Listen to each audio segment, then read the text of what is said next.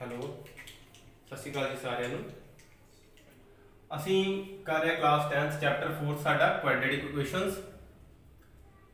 ਦੋ ਘਾਤੀ ਸਮੀਕਰਨ ਐਕਸਰਸਾਈਜ਼ ਕਰਨੀ ਸੀ 4.2। देखो ਅਸੀਂ ਲਿਖਿਆ ਹੋਇਆ ਹੈ ਰੂਟਸ ਆਫ ਕੁਆਡ੍ਰੈਟਿਕ ਇਕੁਏਸ਼ਨਸ, ਨਾਲ ਲਿਖਿਆ ਜ਼ੀਰੋਜ਼ ਆਫ ਕੁਆਡ੍ਰੈਟਿਕ ਇਕੁਏਸ਼ਨ। ਪਹਿਲੀ ਗੱਲ ਤਾਂ ਅਸੀਂ ਸਿੱਖ ਲਈ ਕਿ ਦੋਵੇਂ ਚੀਜ਼ਾਂ ਸਾਡੇ ਕੋਲ ਰੂਟਸ ਜਿਹੜੇ ਹੁੰਦੇ ਨੇ ਜਾਂ ਜ਼ੀਰੋਜ਼ ਹੁੰਦੀਆਂ ਨੇ ਕੁਆਡ੍ਰੈਟਿਕ ਇਕੁਏਸ਼ਨ ਦੀਆਂ, ਸਾਡੇ ਕੋਲ ਦੋਵੇਂ ਹੀ ਜਿਹੜੀਆਂ ਕਿ ਇੱਕੋ ਹੀ ਚੀਜ਼ਾਂ ਜਿਹੜੀਆਂ ਕਿ ਹੁੰਦੀਆਂ ਹਨ। ਫਿਰ ਅਸੀਂ ਲਿਖਿਆ ਹੈ ਪੰਜਾਬੀ ਵਿੱਚ ਕਿ ਦੋ ਘਾਤੀ ਸਮੀਕਰਨ ਦੇ ਮੂਲ, ਫਿਰ ਓਬਲੀਕ ਪਾ ਕੇ ਲਿਖਿਆ ਹੋਇਆ ਹੈ ਅਸੀਂ ਦੋ ਘਾਤੀ ਸਮੀਕਰਨ ਦੀਆਂ ਜ਼ੀਰੋ। ਮਤਲਬ ਕਿ ਇਹ ਦੋਵੇਂ ਚੀਜ਼ਾਂ ਜਿਹੜੀਆਂ ਸਾਡੇ ਕੋਲ ਇੱਕੋ ਹੀ ਹੁੰਦੀਆਂ ਹਨ, ਜਾਂ ਸਾਨੂੰ ਮੂਲ ਕਿਹਾ ਹੋਵੇ ਜਾਂ ਸਿਫਰਾ ਕਿਹਾ ਹੋਵੇ, ਸਾਡਾ ਇੱਕੋ ਹੀ ਮਤਲਬ ਜਿਹੜਾ ਕਿ ਹੋਵੇਗਾ। ਸਭ ਤੋਂ ਪਹਿਲੀ ਗੱਲ ਕਿ ਜਾਂ ਜ਼ੀਰੋ ਦੀ ਗੱਲ ਕਰੀਏ, ਸਿਫਰਾਂ ਦੀ ਗੱਲ ਕਰੀਏ, ਅਸੀਂ ਇਸ ਨੂੰ ਡਿਨੋਟ ਕਰਦੇ ਹਾਂ ਅਸੀਂ ਅਲਫਾ ਦੇ ਨਾਲ। ਕਲੀਅਰ? ਠੀਕ ਹੈ, ਅਲਫਾ ਜਾਂ ਫਿਰ ਅਸੀਂ ਬੀਟਾ ਵੀ ਨਾਲ ਯੂਜ਼ ਕਰਦੇ ਹਾਂ। ਅਸੀਂ ਇੱਕ ਐਗਜ਼ਾਮਪਲ ਲੈਂਦੇ ਹਾਂ ਆਪਣੀ ਕੁਆਡ੍ਰੈਟਿਕ ਇਕੁਏਸ਼ਨ ਦੀ, ਦੋ ਘਾਤੀ ਸਮੀਕਰਨ। ਠੀਕ ਹੈ, 2x² minus 3x plus 1 is equal to 0। ਹੁਣ ਇਸ ਦੇ ਵਿੱਚ ਸਾਡੇ ਕੋਲ ਦੇਖੋ ਸਾਰੀ ਜਿਹੜੀ ਸਮੀਕਰਨ ਹੈ ਉਹ ਦਿੱਤੀ ਹੋਈ ਹੈ x ਦੇ ਵਿੱਚ। ਅਸੀਂ ਇੱਕ ਵੈਲਿਊ ਲੈਂਦੇ ਹਾਂ x ਦੀ, x ਅਸੀਂ ਲੈਂਦੇ ਹਾਂ 1 ਜਿਹੜਾ ਹੈ ਅਸੀਂ x ਦੀ ਜਗ੍ਹਾ ਤੇ ਜਿਹੜਾ ਕਿ ਉਹ ਭਰਨਾ ਹੈ। ਭਰਨ ਦਾ ਮਤਲਬ ਕਿ ਪੁੱਟ ਕਰਨਾ ਹੈ, ਅਸੀਂ ਫਿਲ ਕਰਨਾ ਹੈ। ਅਸੀਂ ਲਿਖਿਆ 2, ਇੱਥੇ ਲਿਖਿਆ 1² 3 x ਦੀ ਜਗ੍ਹਾ ਤੇ 1 ਪਲੱਸ 1 ਲਿਖਦੇ ਹਾਂ। ਸੋਲਵ ਕਰਦੇ ਹਾਂ 2, 1 ਦਾ ਵਰਗ ਕਰੀਏ ਸਾਨੂੰ ਪਤਾ 1 ਹੁੰਦਾ ਹੈ, ਗੁਣਾ 1 ਆ ਜਾਏਗਾ ਮਾਈਨਸ 3, ਇੱਕ ਸਾਡੇ ਕੋਲ ਬ੍ਰੈਕਟ ਵਿੱਚ ਪਿਆ ਹੈ 3 1 3 ਆ ਜਾਏਗਾ, 3 ਆ ਜਾਏਗਾ ਪਲੱਸ 1 ਆ ਜਾਏਗਾ। 2 1 2 ਜਾਂ 2 1 2 ਮਾਈਨਸ 3 ਪਲੱਸ 1। ਦੇਖੋ 2 ਵੀ ਪਲੱਸ ਦਾ ਹੈ 1 ਵੀ ਪਲੱਸ ਦਾ ਹੈ, ਸਾਡੇ ਕੋਲ ਦੋਵੇਂ ਕੀ ਐਡ ਹੋ ਜਾਂਦੇ ਨੇ। ਕੀ ਆਉਂਦਾ ਹੈ 3 ਮਾਈਨਸ 3। ਦੇਖੋ ਆਨਸਰ ਕੀ ਆ ਗਿਆ, ਸਾਡੇ ਕੋਲ ਦੋਵੇਂ ਕੱਟ ਜਾਂਦੇ ਹਨ, ਆਨਸਰ ਆ ਜਾਂਦਾ 0। ਇਟ ਮੀਨਸ ਕਿ ਸਾਡੇ ਕੋਲ ਜਿਹੜਾ ਕਿ ਰਾਈਟ ਹੈਂਡ ਸਾਈਡ ਦੇ ਇਕੁਅਲ ਟੂ ਜਿਹੜਾ ਸਾਡੇ ਕੋਲ ਆਨਸਰ ਹੈ ਉਹ ਆ ਜਾਂਦਾ ਹੈ। ਹੁਣ ਜਿਹੜਾ 0 ਹੈ ਇੱਥੇ ਅਸੀਂ ਕੀ ਲਿਖਾਂਗੇ ਕਿ ਇੱਕ ਸਾਡੇ ਕੋਲ ਅਲਫਾ ਜਿਹੜਾ ਹੈ ਉਹ 0 ਦੇ ਬਰਾਬਰ ਜਿਹੜਾ ਕਿ ਆ ਜਾਂਦਾ ਹੈ। Therefore 0 is the root of equation। ठीक है, और 0 is the zeros of equation। ਜਾਂ ਤਾਂ ਲਿਖਾਂਗੇ रूट है ਜਾਂ ਲਿਖਾਂਗੇ ਅਸੀਂ 0 ਹੈ ਉਸਦੀ। ਠੀਕ ਹੈ, ਉਸਦੀ ਸਿਫਰ ਹੈ ਜਾਂ ਉਸਦਾ ਮੂਲ ਹੈ ਅਸੀਂ ਲਿਖਾਂਗੇ। ਸੋ ਇਸ ਲਈ ਦੋਵੇਂ ਸਾਡੇ ਕੋਲ ਇੱਕੋ ਹੀ ਜਿਹੜੀਆਂ ਕਿ ਚੀਜ਼ਾਂ ਨੇ ਹੁੰਦੀਆਂ ਹਨ। ਹੁਣ ਇਹ ਤਾਂ ਅਸੀਂ ਇੱਕ ਸਿਫਰ ਦੇ ਬਾਰੇ ਜਾਣਿਆ ਜਾਂ ਮੂਲ ਦੇ ਬਾਰੇ ਜਾਣਿਆ। ਫਿਰ ਅਸੀਂ ਗੱਲ ਕਰਦੇ ਹਾਂ ਆਪਣੀ ਸੋਲੂਸ਼ਨ ਦੀ। ਸੋਲੂਸ਼ਨ ਕਿਹਦਾ ਕਰਨਾ ਹੈ ਅਸੀਂ? Solution of quadratic equation. ਠੀਕ ਹੈ, ਹੁਣ ਜਿਹੜੀ ਕੁਆਡ੍ਰੈਟਿਕ ਇਕੁਏਸ਼ਨਸ ਹੁੰਦੀਆਂ ਨੇ ਉਹਨਾਂ ਦਾ ਹੱਲ ਜਿਹੜਾ ਆ ਅਸੀਂ, ਸੋਲੂਸ਼ਨ ਮਤਲਬ ਕਿ ਹੱਲ ਕਿਸ ਦਾ? ਦੋ ਘਾਤੀ ਸਮੀਕਰਨ ਦਾ। ਅਸੀਂ ਕਰਨਾ ਹੁੰਦਾ ਹੈ ਹੱਲ ਦੇ ਵਿੱਚ ਅਸੀਂ ਇਸ ਤਰ੍ਹਾਂ ਹੀ ਦੋ ਜਿਹੜੇ ਰੂਟ ਹੈ ਜੋ ਵੈਲਿਊ ਜਾਂ ਸਿਫਰਾਂ ਕੱਢਣੀਆਂ ਹੁੰਦੀਆਂ ਹਨ, ਜਿਨ੍ਹਾਂ ਦੇ ਨਾਲ ਜਿਹੜਾ ਸਾਡੇ ਕੋਲ ਇਸ ਦਾ ਆਨਸਰ ਜਿਹੜਾ ਸਾਰਾ ਉਹ 0 ਇੱਥੇ ਭਰਨ ਤੇ ਸਾਡੇ ਕੋਲ ਆਨਸਰ ਜਿਹੜਾ ਬਰਾਬਰ 0 ਬਣ ਜਾਂਦਾ ਹੈ। ਹੁਣ ਦੋ ਘਾਤੀ ਸਮੀਕਰਨ ਹੋ ਗਈ ਤਾਂ ਇਸ ਦੀਆਂ ਸਿਫਰਾਂ ਜਿਹੜੀਆਂ ਹੋਣਗੀਆਂ ਜਾਂ ਮੂਲ ਦੀ ਗੱਲ ਕਰੀਏ ਅਸੀਂ, ਰੂਟ ਦੀ ਗੱਲ ਕਰੀਏ, ਉਹ ਸਾਡੇ ਕੋਲ ਦੋ ਹੀ ਰਹਿਣਗੇ। ਠੀਕ ਹੈ, ਧਿਆਨ ਚ ਰੱਖਣਾ ਹੈ ਕਿ ਜਿੰਨੀ ਵੀ ਸਾਡੇ ਕੋਲ ਸਮੀਕਰਨ ਦੀ ਘਾਤ ਹੁੰਦੀ ਹੈ, ਘਾਤ ਦਾ ਮਤਲਬ ਜਿੰਨੀ ਉਹਦੀ ਵੱਡੀ ਪਾਵਰ ਦਿੱਤੀ ਹੋਵੇ ਉਨੀਆਂ ਹੀ ਉਸ ਦੀਆਂ ਸਿਫਰਾਂ ਜਿਹੜੀਆਂ ਸਾਡੇ ਕੋਲ ਹੋਣਗੀਆਂ। ਹੁਣ ਇਹਦੇ ਹੱਲ ਕਰਨ ਦੇ ਜਿਹੜੇ ਸਾਡੇ ਕੋਲ ਮੈਥਡਸ ਹਨ ਕਿਹੜੇ ਕਿਹੜੇ ਨੇ ਸਾਡੇ ਕੋਲ? ਨੰਬਰ 1 ਜੋ ਹੈ ਸਾਡੇ ਕੋਲ ਗੁਣਨਖੰਡ ਵਿਧੀ, ਜਿਸ ਨੂੰ ਅਸੀਂ ਬੋਲਦੇ ਹਾਂ ਫੈਕਟਰਾਈਜੇਸ਼ਨ।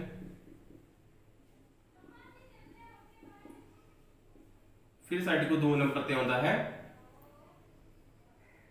पूर्ण वर्ग विधि, परफेक्ट स्क्वायर मेथड। फिर साडे को आउंदा है डिस्क्रिमिनेंट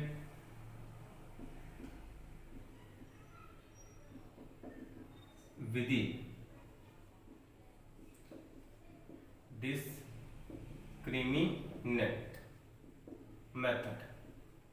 ठीक है। इस दे विच साडे कोल एक क्वाड्रेटिक फार्मूला हुंदा है, क्वाड्रेटिक फार्मूला, जिस दे आधार ते असीं इसदा हल जिहड़ा करदे हां। हुण असीं देखांगे साडे कोल दो घाती समीकरण नूं हल करन दे लई तीन विधियां हुंदियां ने। तीन विधियां किहड़ियां ने? गुणनखंड विधि, फैक्टराइजेशन, नंबर 2 पूर्ण वर्ग विधि, perfect square method, number 3 discriminant विधि, डिस्क्रिमिनेंट मैथड। ते इस दे लई साडे कोल फार्मूला जिहड़ा कि वो दित्ता हुंदा है। सो साडे कोल एक्सरसाइज करांगे असीं 4.2, जिस दे विच साडे कोल जिहड़े क्वेश्चंस ने असीं किहड़े मैथड नाल सॉल्व करने हन? अपने गुणनखंड विधि या फैक्टराइजेशन मैथड दे नाल। ठीक है। सो वेखदे हां कि साडे कोल किहड़े सवाल जिहड़े कि एक्सरसाइज 4.2 ਦੇ ਵਿੱਚ ਦਿੱਤੇ ਹੋਏ ਹਨ ਤੇ ਉਹਨਾਂ ਨੂੰ ਅਸੀਂ ਹੱਲ ਕਰਦੇ ਹਾਂ। ਸੋ ਕੁਐਸਚਨ ਫਸਟ ਆਉਂਦਾ ਸਾਡੇ ਕੋਲ,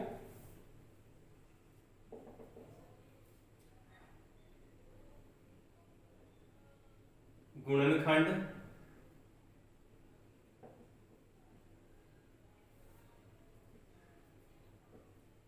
ਵਿਧੀ ਰਾਹੀਂ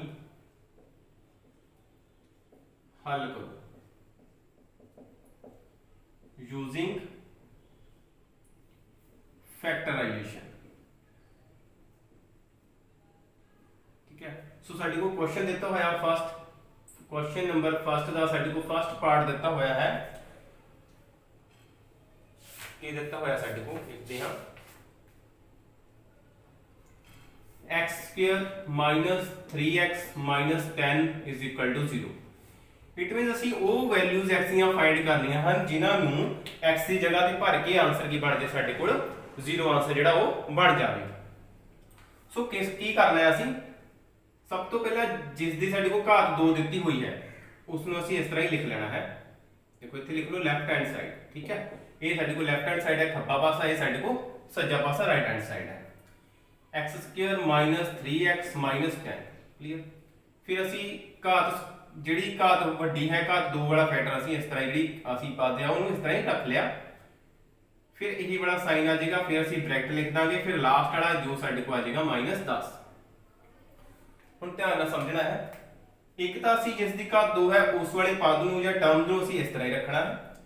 ਫਿਰ ਜੋ ਸਾਡੇ ਕੋਲ ਅਚਲ ਦਿੱਤਾ ਹੋਇਆ ਹੈ, ਕਾਂਸਟੈਂਟ ਦਿੱਤਾ ਹੋਇਆ ਜਿਸ ਦੇ ਨਾਲ ਕੋਈ ਵੀ x ਜਾਂ y ਸਾਡੇ ਕੋਲ ਨਹੀਂ ਦਿੱਤਾ ਹੋਇਆ ਉਹਨੂੰ ਅਸੀਂ ਲਾਸਟ ਵਿੱਚ ਲਿਖ ਲੈਣਾ ਹੈ।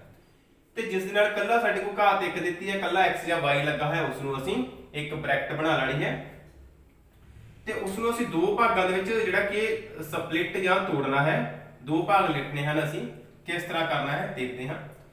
ਸਭ ਤੋਂ ਪਹਿਲਾਂ ਜੋ ਸਾਡੇ ਕੋਲ ਦਿੱਤਾ ਹੈ x ਸਕੁਅਰ, x ਸਕੁਅਰ ਦਾ ਗੁਣਾਂਕ, ਗੁਣਾਂਕ ਮੀਨਸ ਕੋਐਫੀਸ਼ੀਐਂਟ। ਕੋਐਫੀਸ਼ੀਐਂਟ ਕੀ ਆਉਂਦਾ ਸਾਡੇ ਕੋਲ x ਸਕੁਅਰ ਦਾ 1। फिर साडे को जिहड़ा कांस्टेंट है, कांस्टेंट टर्म या अचल है जो साडे को कि दिता होया साडे को 10 दिता होया है। इन्हां दोवां नूं असीं गुणा करदे हां, साडे को आंदा है 1 × 10 इज इक्वल टू 10। 10 + 10 हुंदा है। ठीक है। फिर जो सेंटर वाला साडे को पार्ट है, साडे को x पहले वाला दिता होया है, ये साडे को आंदा है x दा गुणांक बराबर 10। ਹੁਣ ਅਸੀਂ ਇਸ ਦੀ ਜਗ੍ਹਾ ਤੇ ਦੋ ਫੈਕਟਰ ਜਾਂ ਟਰਮਸ ਜਿਹੜੀਆਂ ਅਸੀਂ ਲਿਖਣੀਆਂ ਹਨ ਜਿਨ੍ਹਾਂ ਨੂੰ ਗੁਣਾ ਕਰਨ ਤੇ ਸਾਡੇ ਕੋਲ 10 ਬਣੇ ਤੇ ਜਿਨ੍ਹਾਂ ਨੂੰ ਜੋੜਨ ਤੇ ਜਾਂ ਘਟਾਉਣ ਤੇ ਸਾਡੇ ਕੋਲ ਕੀ ਆਣਾ ਚਾਹੀਦਾ ਹੈ 3 ਆਉਣਾ ਚਾਹੀਦਾ ਹੈ। ਸੋ ਸਭ ਤੋਂ ਪਹਿਲਾਂ ਗੁਣਾ ਦੇ 10 ਬਣਾਉਂਦੇ ਸਾਡੇ ਕੋਲ ਕਿਸ ਤਰ੍ਹਾਂ ਬਣਦੇ ਹਨ? 1 × 10 ਸਾਡੇ ਕੋਲ 10 ਆਉਂਦਾ ਹੈ, 5 × 2 ਸਾਡੇ ਕੋਲ 10 ਆਉਂਦਾ ਹੈ। ਠੀਕ ਹੈ। ਇਹ ਦੋ ਹੀ ਮੈਥਡ ਹਨ ਸਾਡੇ ਕੋਲ, ਜਾਂ ਫਿਰ 2 × 5 ਵੀ ਲਿਖ ਸਕਦੇ ਹਾਂ ਅਸੀਂ, ਸਾਡੇ ਕੋਲ ਤਾਂ ਵੀ 10 ਆਉਂਦਾ ਹੈ। ਠੀਕ ਹੈ। ਹੁਣ 1 ਤੇ 10 ਨੂੰ ਜੇ ਤੁਸੀਂ ਜੋੜੋਗੇ 11 ਆਏਗਾ, 1 ਤੇ 10 ਨੂੰ ਘਟਾਓਗੇ ਤਾਂ ਤੁਹਾਡੇ ਕੋਲ ਕਿੰਨਾ ਆਏਗਾ 9 ਆਏਗਾ। ਤੁਹਾਡੇ ਕੋਲ 3 ਥੋੜਾ ਨਾ ਆਏਗਾ, ਅਸੀਂ 3 ਬਣਾਉਣਾ ਹੈ। 5 ਤੇ 2 ਨੂੰ ਗੁਣਾ ਕਰਨ ਤੇ 10 ਆਉਂਦਾ ਹੈ, ਪਹਿਲੀ ਕੰਡੀਸ਼ਨ ਸਾਡੇ ਕੋਲ ਟਰੂ ਹੁੰਦੀ ਹੈ। ਠੀਕ ਹੈ। 5 ਚੋਂ 2 ਘਟਾਵਾਂਗੇ ਤਾਂ ਸਾਡੇ ਕੋਲ ਆ ਜਾਏਗਾ 3, 5 ਚੋਂ 2 ਜੋੜਾਂਗੇ ਤਾਂ ਸਾਡੇ ਕੋਲ ਆ ਜਾਏਗਾ 7। ਇਹਦਾ ਮਤਲਬ ਅਸੀਂ ਕਰਾਂਗੇ 5 - 2। ਠੀਕ ਹੈ। ਇਹ ਸਾਡੇ ਕੋਲ ਹੋਏਗਾ 2 - 5। ਠੀਕ ਹੈ। ਕਿ 2 ਚੋਂ 5 ਘਟਾਵਾਂਗੇ ਸਾਡੇ ਕੋਲ ਆਨਸਰ ਕੀ ਆ ਜਾਏਗਾ -3 ਆ ਜਾਏਗਾ। ਠੀਕ ਹੈ। ਤੇ ਸਾਨੂੰ ਕੀ ਚਾਹੀਦਾ ਇੱਥੇ -3। ਪਰ ਧਿਆਨ ਰੱਖਣਾ ਹੈ ਤੁਸੀਂ ਇੱਕ ਸਾਈਨ ਜਿਹੜਾ ਇੱਥੇ ਲਗਾ ਲਿਆ ਹੈ। ਠੀਕ ਹੈ। ਹੁਣ ਸਾਡੇ ਕੋਲ 3x ਹੈ, ਅਸੀਂ ਲਿਖਾਂਗੇ 5 - 2। 5 - 2। ਹੁਣ ਦੇਖੋ ਇਸ ਦੇ ਨਾਲ x ਲੱਗਾ ਹੋਇਆ ਹੈ, ਇੱਥੇ ਅਸੀਂ x ਨਾਲ ਲਗਾ ਦੇਣਾ ਹੈ। ਕਲੀਅਰ। ਫਿਰ ਕੀ ਆਂਦਾ ਸਾਡੇ ਕੋਲ x ਸਕੁਅਰ। ਹੁਣ ਇਸ ਬ੍ਰੈਕਟ ਜਿਹੜੀ ਲੱਗੀ ਹੋਈ ਹੈ ਇਸ ਨੂੰ ਅਸੀਂ ਹਟਾਉਣਾ ਹੈ। ਧਿਆਨ ਰੱਖਣਾ ਹੈ ਜਦੋਂ ਅਸੀਂ ਬ੍ਰੈਕਟ ਨੂੰ ਰਿਮੂਵ ਕਰਦੇ ਹਾਂ ਹਟਾਉਂਦੇ ਹਾਂ ਤਾਂ ਸਾਡੇ ਕੋਲ ਸਾਈਨ ਜਿਹੜੇ ਨੇ ਬ੍ਰੈਕਟ ਦੇ ਅੰਦਰ ਵਾਲੇ ਉਹ ਚੇਂਜ ਹੁੰਦੇ ਹਨ। ਇਟ ਮੀਨਸ ਸਾਡੇ ਕੋਲ ਆ ਗਿਆ -5x + 2x - 10। ਹੁਣ ਇੱਕ ਗੱਲ ਸਿੰਪਲ ਹੀ ਯਾਦ ਰੱਖਣੀ ਹੈ ਧਿਆਨ ਨਾਲ, ਇੱਥੇ ਦੇਖੋ ਸਾਡੇ ਕੋਲ ਇੱਕ ਜਿਹੜੀ ਟਰਮ ਹੈ ਸਾਡੇ ਕੋਲ ਉਹ ਮਾਈਨਸ 'ਚ ਆ ਰਹੀ ਹੈ, ਦੂਸਰੀ ਸਾਡੇ ਕੋਲ ਪਲੱਸ 'ਚ ਆ ਰਹੀ ਹੈ। ਠੀਕ ਹੈ, ਇਹਦਾ ਮਤਲਬ ਕਿ ਤੁਹਾਡੇ ਕੋਲ ਇੱਕ ਦਾ ਆਨਸਰ ਪਲੱਸ 'ਚ ਆਏਗਾ, ਦੂਸਰਾ ਆਨਸਰ ਤੁਹਾਡੇ ਕੋਲ ਮਾਈਨਸ ਵਿੱਚ ਆਏਗਾ। ਠੀਕ ਹੈ, ਸਾਈਨ ਸਾਡੇ ਕੋਲ ਉਲਟ ਜਾਣੇ ਹੁੰਦੇ ਹਨ। ਇਹਨੂੰ ਅਸੀਂ ਦੋ ਭਾਗਾਂ ਦੇ ਵਿੱਚ ਇਸ ਤਰ੍ਹਾਂ ਡਿਵਾਈਡ ਕਰ ਦੇਣਾ ਹੈ। ਇਸ ਦੇ ਵਿੱਚ ਕਾਮਨ ਕੀ ਆਉਂਦਾ ਸਾਡੇ ਕੋਲ x, ਮਤਲਬ ਕਿ ਸਾਂਝਾ ਆਇਆ ਸਾਡੇ ਕੋਲ x ਆਇਆ। ਕਾਮਨ ਕੀ ਹੁੰਦਾ ਜਾਂ ਸਾਂਝਾ ਕੀ ਹੁੰਦਾ ਹੈ, ਜਿਹੜਾ ਸਾਡੇ ਕੋਲ ਦੋਵੇਂ ਫੈਕਟਰ ਦੇ ਵਿੱਚ ਚੀਜ਼ ਪਈ ਹੁੰਦੀ ਹੈ ਉਹ ਸਾਡੇ ਕੋਲ ਸਾਂਝੀ ਹੁੰਦੀ ਹੈ ਜਾਂ ਕਾਮਨ ਹੁੰਦੀ ਹੈ। x² ਪਿਆ ਸੀ, x ਇੱਧਰ ਹੀ ਸਾਡੇ ਕੋਲ 1x ਜਿਹੜਾ ਸਾਡੇ ਕੋਲ ਕਾਮਨ ਆ ਗਿਆ। ਹੁਣ ਇੱਥੇ x 2 ਸੀਗਾ ਸਾਡੇ ਕੋਲ, 1x ਬਾਹਰ ਲਿਖਿਆ, ਸਾਡੇ ਕੋਲ ਇੱਧਰ ਕੀ ਰਹਿ ਜਾਏਗਾ 1x ਰਹਿ ਜਾਏਗਾ, ਮਾਈਨਸ ਇੱਥੇ 1x ਸੀ ਉਹ ਅਸੀਂ ਬਾਹਰ ਲਿਖ ਲਿਆ, ਸਾਡੇ ਕੋਲ ਰਹਿ ਗਿਆ 5 ਪਲੱਸ। ਹੁਣ ਧਿਆਨ ਦਿਓ ਕਿ ਇੱਥੇ ਲਿਖਿਆ x - 5, ਇੱਧਰ ਇੱਕ ਤੁਹਾਡੇ ਕੋਲ ਹੋਰ ਬ੍ਰੈਕਟ ਬਣਨੀ ਹੈ, ਉਹ ਬ੍ਰੈਕਟ ਸੇਮ ਜੋ ਇਸ ਸਾਈਡ ਤੇ ਲਿਖਿਆ ਹੈ ਤੁਸੀਂ ਉਹ ਇੱਥੇ ਹੀ ਆਵੇਗਾ। ਠੀਕ ਹੈ, ਅਸੀਂ ਇਹਨੂੰ ਇਸ ਤਰ੍ਹਾਂ ਹੀ ਪਹਿਲਾਂ ਲਿਖ ਲਿਆ। ਠੀਕ ਹੈ, x - 5 x - 5 ਲਿਖ ਲਿਆ। ਹੁਣ ਧਿਆਨ ਦਿਓ ਕਿ x ਦੇ ਨਾਲ ਕੀ ਪਿਆ ਸੀ 2 ਪਿਆ ਸੀ ਨਾ, 2 ਹਟਿਆ ਨਾ ਇੱਥੋਂ, ਇਹਦਾ ਮਤਲਬ ਕਿ ਇੱਧਰ ਕੀ ਚਲ ਗਿਆ ਕਾਮਨ, ਸਾਡੇ ਕੋਲ 2 ਜਾਏਗਾ। 2 × 5 = 10, 2 × 5 = 10। ਠੀਕ ਹੈ ਨਾ, ਇਹ ਸਾਡੇ ਕੋਲ 2 ਜਿਹੜਾ ਕਾਮਨ ਆ ਗਿਆ। ਹੁਣ ਸਾਰੇ ਦੇ ਵਿੱਚੋਂ ਕਾਮਨ ਦੇਖੋ ਸਾਡੇ ਕੋਲ ਕੀ ਆਉਂਦਾ ਹੈ, ਜੋ ਬ੍ਰੈਕਟ ਵਿੱਚ ਹੈ x - 5, ਇੱਥੋਂ x - 5 ਹਟਾਓਗੇ ਤੁਹਾਡੇ ਕੋਲ ਰਹਿ ਜਾਏਗਾ x, ਇਸ ਜਗ੍ਹਾ ਤੋਂ x - 5 ਹਟਾਓਗੇ ਸਾਡੇ ਕੋਲ ਰਹਿ ਗਿਆ +2। ਠੀਕ ਹੈ, ਹੁਣ ਅਸੀਂ ਕਰਨਾ ਹੈ ਦੋਵਾਂ ਨੂੰ ਅਸੀਂ 0 ਦੇ ਬਰਾਬਰ ਜਿਹੜਾ ਕਿ ਕਰ ਦੇਣਾ ਹੈ। ਠੀਕ ਹੈ, ਦੋਵਾਂ ਨੂੰ 0 ਦੇ ਬਰਾਬਰ ਕੀਤਾ। ਇੱਕ ਗੱਲ ਦਾ ਧਿਆਨ ਰੱਖਣਾ ਹੈ, ਬ੍ਰੈਕਟ ਜਦੋਂ ਦੋ ਸਾਡੇ ਕੋਲ ਹੋ ਗਈਆਂ, ਜਿਹੜੀ ਬ੍ਰੈਕਟ ਮਾਈਨਸ ਵਿੱਚ ਹੋਊਗੀ ਉਹਦਾ ਆਨਸਰ ਪੋਜ਼ਿਟਿਵ 'ਚ ਬਣਨਾ ਹੈ, ਜਿਹੜੀ ਬ੍ਰੈਕਟ ਪਲੱਸ ਵਿੱਚ ਹੋਊਗੀ ਉਸ ਦਾ ਆਨਸਰ ਸਾਡੇ ਕੋਲ ਨੈਗੇਟਿਵ ਵਿੱਚ ਬਣਨਾ ਹੈ। ਇਹਦਾ ਮਤਲਬ ਸਾਡੇ ਕੋਲ ਆ ਜਾਏਗਾ x = 5, ਇਹ ਵਾਲਾ ਮਾਈਨਸ ਇੱਧਰ ਜਾ ਕੇ ਪੋਜ਼ਿਟਿਵ ਹੋ ਗਿਆ, 5 ਆ ਗਿਆ, ਦੂਸਰਾ ਆ ਗਿਆ ਸਾਡੇ ਕੋਲ x = -2। ਇਹਦਾ ਮਤਲਬ ਸਾਡੇ ਕੋਲ ਜੋ ਅਲਫਾ ਆ ਗਿਆ ਸਾਡੇ ਕੋਲ ਉਹ ਕੀ ਆ ਜਾਏਗਾ, ਜੇ ਅਲਫਾ ਨਹੀਂ ਤਾਂ ਅਸੀਂ x ਹੀ ਲਿਖ ਲਾਂਗੇ, x ਦੀ ਆ ਗਿਆ 5, -2। ਇਹ ਸਾਡੇ ਕੋਲ ਦੋ ਜਿਹੜੇ ਰੂਟ ਨੇ ਇਸ ਸਮੀਕਰਨ ਦੇ ਸਾਡੇ ਕੋਲ ਆ ਜਾਂਦੇ ਹਨ, ਜਾਂ ਜਿਹੜੇ ਸਾਡੇ ਕੋਲ ਫੈਕਟਰ ਆਉਂਦੇ ਹਨ ਕਿਹੜੇ ਆਉਂਦੇ ਹਨ 5 - 2। ਇਹਦਾ ਮਤਲਬ 5 ਨੂੰ ਅਸੀਂ x ਦੀ ਜਗ੍ਹਾ ਤੇ ਭਰਾਂਗੇ ਸਾਡੇ ਕੋਲ ਆਨਸਰ 0 ਆਏਗਾ, -2 ਨੂੰ x ਦੀ ਜਗ੍ਹਾ ਤੇ ਭਰਾਂਗੇ ਆਨਸਰ 0 ਆਏਗਾ। ਸੋ ਚੈੱਕ ਕਰਦੇ ਹਾਂ ਕਿਸ ਤਰ੍ਹਾਂ, ਚੈਕਿੰਗ x² - 3x - 10 ਅਸੀਂ = 0 ਬਣਾਉਣਾ ਇਸ ਨੂੰ। x ਕਿੰਨਾ ਸਾਡੇ ਕੋਲ 5, ਜਿਹੜੇ ਸਾਡੇ ਕੋਲ ਰੂਟ ਆਏ ਹਨ 5, 5 ਦਾ ਸਕੁਅਰ -3 5 - 10 = 0, 25 - 3 5 = 15 - 10 = 0। ਸੋ 25 ਮਾਈਨਸ ਪਲੱਸ ਸਾਈਨ ਮਾਈਨਸ ਦਾ ਸਾਡੇ ਕੋਲ 25 ਆਏਗਾ = 0। ਇਟ ਮੀਨਸ ਇਹ ਵੀ ਕੈਨਸਲ ਹੋ ਕੇ ਸਾਡੇ ਕੋਲ 0 ਆ ਗਿਆ = 0। ਇਹਦਾ ਮਤਲਬ ਕਿ ਸਾਡੇ ਕੋਲ ਇਹ ਟਰੂ ਹੋ ਗਿਆ। ਇਸ ਤਰ੍ਹਾਂ ਤੁਸੀਂ -2 ਜਿਹੜਾ ਹੈ ਉਹ ਇੱਥੇ ਭਰਨਾ ਹੈ, ਭਰ ਕੇ ਪੁੱਟ ਕਰਨ ਤੋਂ ਬਾਅਦ ਚੈੱਕ ਕਰਨਾ ਹੈ ਕਿ ਆਨਸਰ 0 ਆਉਂਦਾ ਹੈ, ਤੁਹਾਡੇ ਕੋਲ ਆਨਸਰ ਉਹ 0 ਆਵੇਗਾ। ਇਟ ਮੀਨਸ ਕਿ ਤੁਹਾਡੇ ਦੋਵੇਂ ਰੂਟ ਜਿਹੜੇ ਨੇ ਉਹ ਸਹੀ ਹੋਣਗੇ। Thank you.